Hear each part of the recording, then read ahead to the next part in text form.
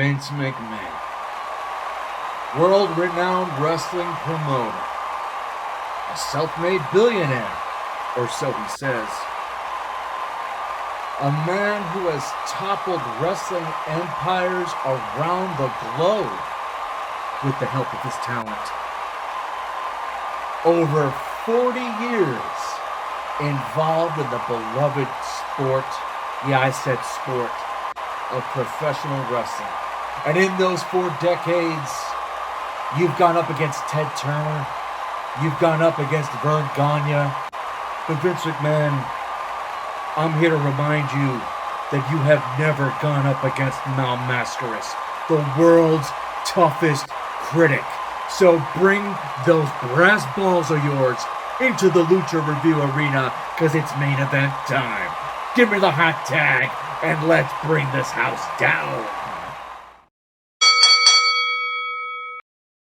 On July 22nd, 2022, after 40 years of leading the most successful wrestling promotion in the world, Vincent Kennedy McMahon stepped down as the CEO of World Wrestling Entertainment. His departure was brought on by a series of investigations into sexual relations he maintained with some of his employees, and into the misappropriated funds used to buy their silence. Fans around the world came together to wish him well and thank him for his sleepless dedication to WWE.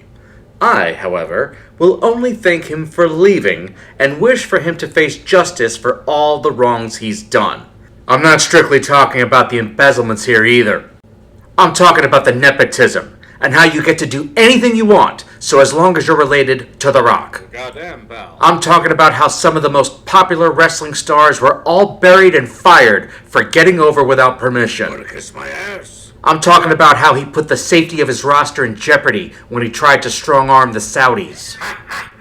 I'm talking about how certain ideas and attractions had to be destroyed for committing the cardinal sin of competing with WWE. That's good shit, pal. I'm talking about humiliating loyal employees while placing Raw in the hands of a slapstick comedy team. I'm talking about how Raw became a 3-hour commercial for a reality show that nobody asked for. I'm talking about how the wellness policy was enforced more for some than it was for others.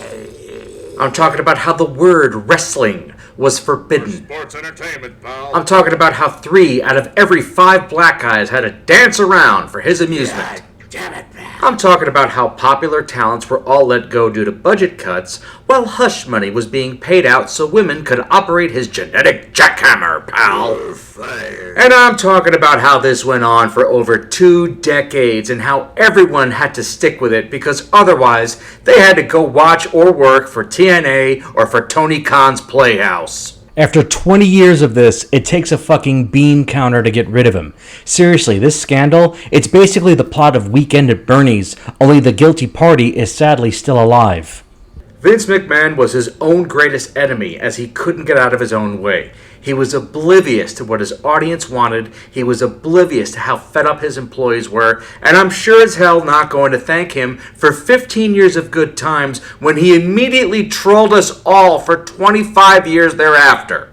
With this jobber gone and with Triple H having the last word on who gets to work there and what they do, WWE will ascend to heights it's never seen before. It's already begun. At the time this episode was recorded, Triple H was running the show for 30 minutes, and fans are already saying it's night and day compared to what happened under Vince McMahon.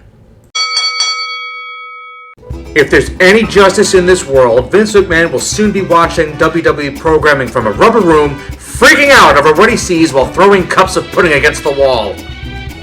Get some sleep, Vince, and more importantly, do not come back for any reason.